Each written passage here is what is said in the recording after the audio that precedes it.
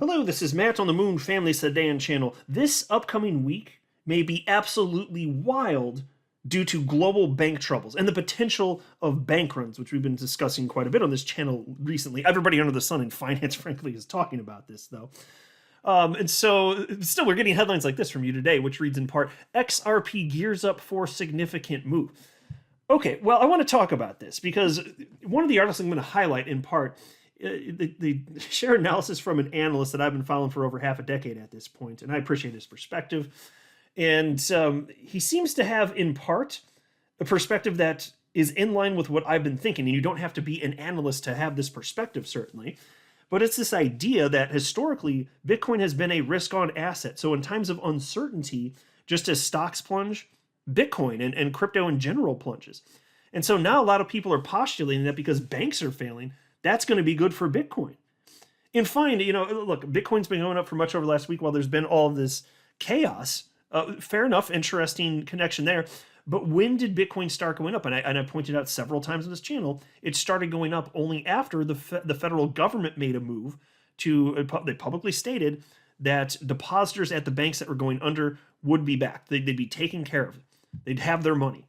That's when Bitcoin responded. It's not, had there been a collapse, would Bitcoin have responded that way? Well, I'm skeptical. I don't know for sure, but it kind of makes you wonder which way is this going. So I had a story from Bloomberg on this idea of what's going to happen regarding the banking situation, because there are more banks that are on the fringe. There are major problems on a global scale, actually.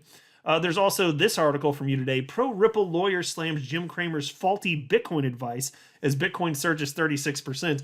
And they're talking about Attorney John Deaton there. And that story is just funny, so I just wanted to touch on that one. And then we have this headline from the Daily Hodl. Bitcoin facing massive headwinds despite ongoing rally, warns crypto analyst Nicholas Merton. Here's why. But before going further, I do want to be clear, I do not have a financial background of any kind. I am not offering financial advice. And you definitely should not buy or sell anything because of anything I say or write. I'm just an enthusiast who enjoys making YouTube videos about crypto-related topics, but just as a hobby and just for fun. And so on this story of XRP gearing up for a significant move, I still think that hinges on what the rest of crypto is going to do, and what crypto is going to do hinges on what's happening in terms of global catastrophe in the world of finance, basically. But one thing that has been interesting is cited here, and this is a metric that I like tracking, is that there's been a notable increase in the number of new XRP accounts. Take a look at this. According to data posted by the XRP Validator website, XRP Ledger is seeing a nice increase in the number of new accounts created daily. A total of 2,078 new XRP Ledger addresses were created on March 13th, which remains the biggest increase since early January.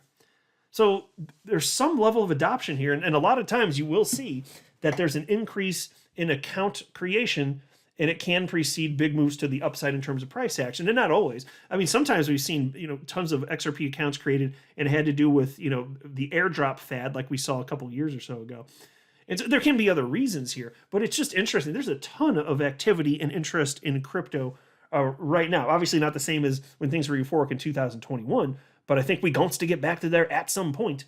And so even after that March 13th date where over 2,000 new accounts were created, it's still been up. Not quite as high. I don't have the chart pulled up for the sake of this video. I'll pull it up in another video in the coming days, I'm sure. But it's a little bit down from that on a daily average, but still up by probably 50% compared to what we'd seen as like a normal level in recent weeks. So positive to see that regardless. Then there was this tweet from Charles Gasparino, Fox Business journalist. Breaking. As I reported on Fox with at Team Cavuto, bankers believe Swiss government will arrange the ultimate bailout of Credit Suisse by merging it with the other big bank, UBS. These things usually happen over the weekend for a Monday pre-market announcement, so stay tuned. Yeah, and it does. That's what we saw a week ago, literally here in the United States, with the Fed saying, yeah, we're going to bail out depositors. That news broke Sunday evening. Markets responded in crypto instantly and very favorably. So the fact that this is occurring right now, just watch for this, because just don't be surprised if, especially if it goes poorly, if something horrific happens, don't be surprised if markets get spooked. I mean, if you see actual major banks collapse, are we believing that Bitcoin's going to move to the upside? Look, I won't say that it's literally impossible, but the point that I'm making here is that historically, like it's like I said at the outset of the video, Bitcoin has absolutely behaved as a risk-on asset. Risk-on assets do not start spiking in times of tumult and chaos. That's just not what they do, and Bitcoin hasn't. Bitcoin cratered in March of 2020 with the scary news with the pandemic and all that jazz. That's just one example. But every time without fail, I can't think of an exception off the top of my head anyway, that's what it's done. But this will be the time where it doesn't. Well, look, if this is the time where things change and history's not going to rhyme with itself even, and Bitcoin is treated completely differently, I'll actually welcome that. But is that what we're seeing, or are we just seeing a short-term deviation between equity markets and crypto? My guess would be it's a short-term deviation. But hey, again, if it's not, happy to be wrong on that. Very happy to be wrong. Because for me, they're individuals, maybe some of you listening do this too. You recognize one of the reasons that you're holding crypto is for reasons like this. And for me, the answer is yes. It's not a major reason, it's a reason. But even so, that's not how retail speculators are treating crypto at large. That's the point that I'm making. But look at this headline from Bloomberg: Credit Suisse crisis nears finale as UBS discussions heat up. UBS Group AG and Swiss officials are racing to put together a deal for the firm to take over battered rival Credit Suisse Group AG this weekend as they seek to navigate thorny issues such as a government backstop and the fate of the smaller firm's investment bank. At the prodding of regulators, UBS has put aside its initial opposition to a deal and is exploring possible structures that could be executed quickly to halt a deep crisis of confidence, people briefed on the discussion said. UBS is asking the Swiss government to take on certain legal costs and potential future losses in any deal, said the People, with a Reuters report putting the figure at about $6 billion.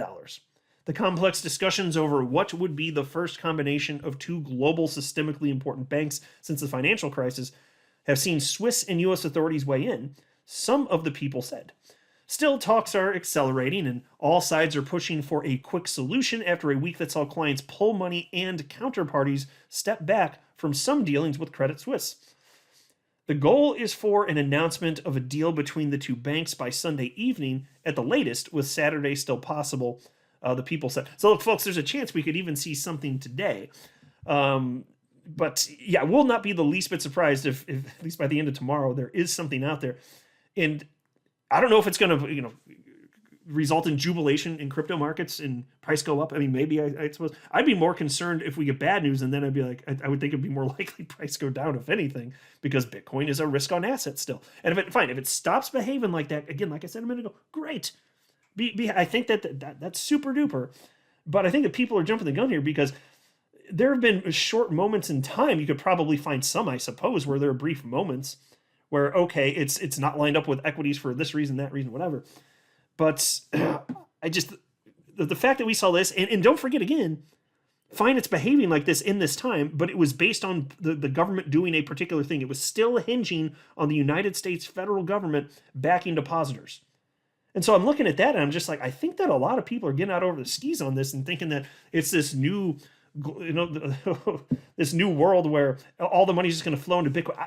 What would be the catalyst for that? All I'm seeing is a bunch of stories that are scaring people out of jumping into crypto. If anything, that's what we're seeing. I don't know. We'll see what happens. And then there's this story from you today. Pro Ripple lawyer slams Jim Cramer's faulty Bitcoin advice as Bitcoin surges 36%. And this is just hilarious to me. I love this. In a recent tweet, Pro Ripple lawyer, they shouldn't word it like that. He's a pro XRP lawyer.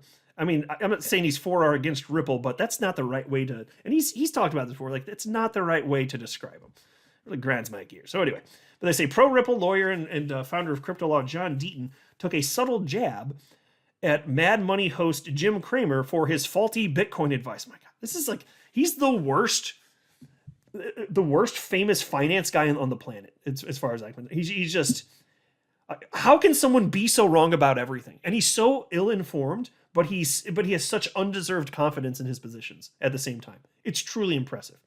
And so somebody named Neil tweeted out this clip of Jim Cramer saying to sell Bitcoin, and he wrote, Bitcoin is up 9% since Jim Cramer said, I would sell my Bitcoin. Don't listen to Cramer. That was 4 days ago. Hashtag Bitcoin. And Deaton retweeted that and said, "Thank you, Jim Cramer, for giving me the confidence to buy Bitcoin."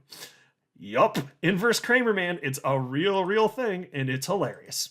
And then there's this from the Daily Hodl: Bitcoin facing massive headwinds despite ongoing rally, warns crypto analyst Nicholas Merton. Here's why. Analyst and trader Nicholas Merton has reservations about Bitcoin despite the flagship crypto asset's massive rally over the past week. Merton tells his 511,000 YouTube subscribers that although the Bitcoin to NASDAQ stock index correlation looks bullish, the macro environment is unfavorable. And he said, quote, "I definitely have to say that this chart right here, the Bitcoin to NASDAQ ratio, is what has gotten me most excited. Seeing that we've been able to get above the 200-week and 200-day moving averages is definitely a really positive sign. But as we saw here, back on the last trading day, we faded a lot of those gains. I have to see that it can hold up here because, according to history, when we get up in this range, above $25,000, it doesn't last here very long.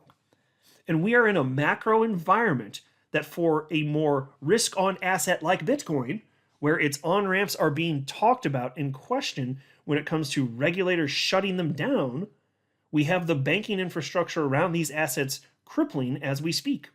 Where is that liquidity going to come from?